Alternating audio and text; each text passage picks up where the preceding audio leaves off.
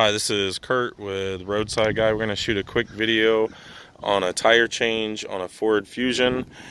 So we pulled the tire off of the vehicle and we found a nail that had been, or some kind of metal object that had protruded the tire and caused the leak.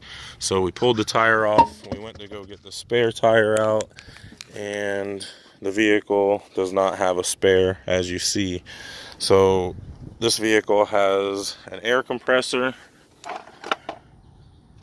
with a can or substance of Fix-A-Flat inside of it.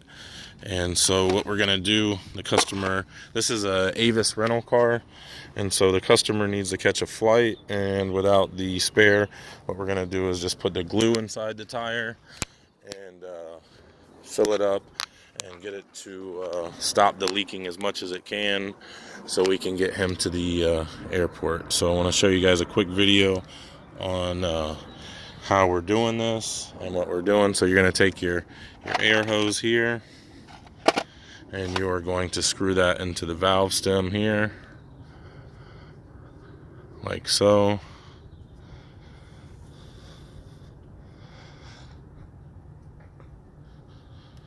And then you're going to take your power cord and plug it into the auxiliary outlet, which you can find probably a few of them in this car. After you get that, you can turn your air pump on. Well, you may have to turn the vehicle on this one. Sir, can you go ahead and start the vehicle for us? So on some of these cars, you have to actually turn the power on to get the auxiliary power to work. So we're going to have the customer start the vehicle.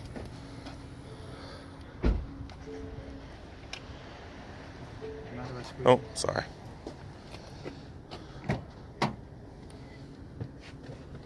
You may have to get in and put your foot on the brake to get it to start up.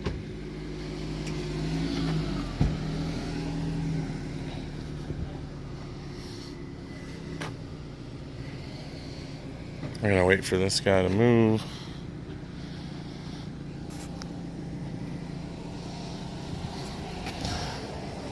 All right, we'll see. All right, so now your air pump will work now that you have the vehicle turned on.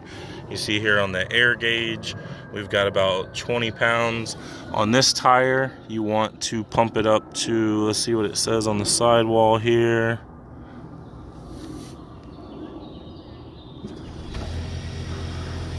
What we're looking for on the sidewall is where it says PSI.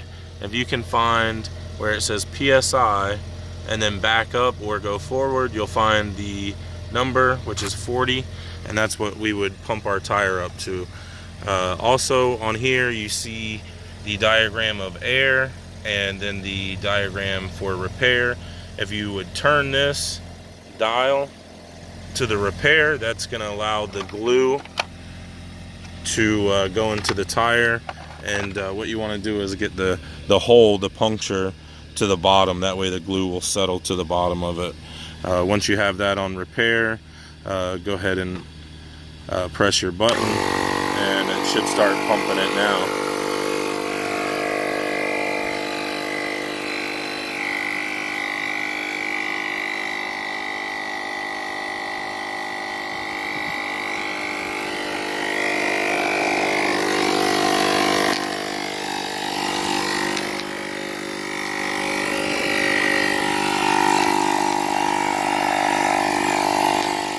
Our puncture's right here, so we're gonna put this side down. Okay, so now that you've got the wheel tightened back up,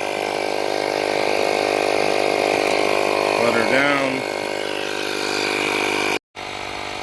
Okay, so our tire is nearly completely inflated. We check our gauge here. You can see we were at the 40 PSI.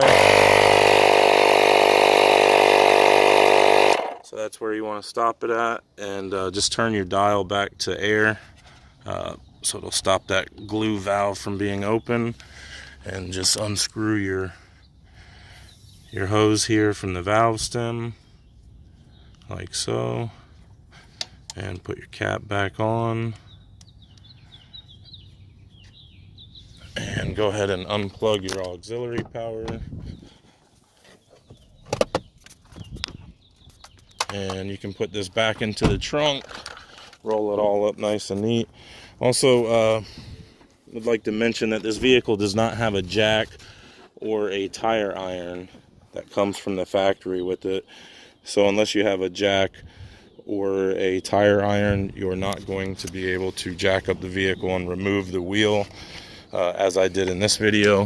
I would like to also show you that if you are going to jack it up and change it, underneath this vehicle, you'll see, where's it at? It should be an arrow.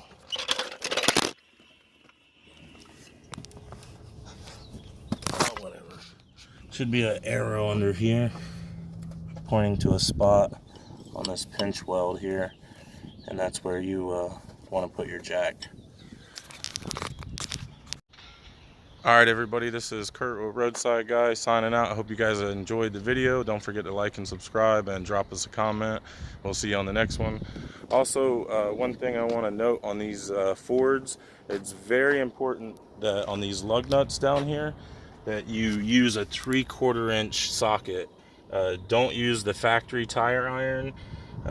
They'll round these off here. If you look at them close, you see here they have a decorative cap that's pressed onto the lug nut, and the factory tire iron does not fit this lug nut very well, and it tends to round them off. So if you're going to use something to take these lug nuts off, make sure you use a 3/4 inch socket, and that's the way to do that. So just wanted to give you guys that tip. Hope you guys enjoyed the video. Don't forget to like and subscribe. See you on the next one.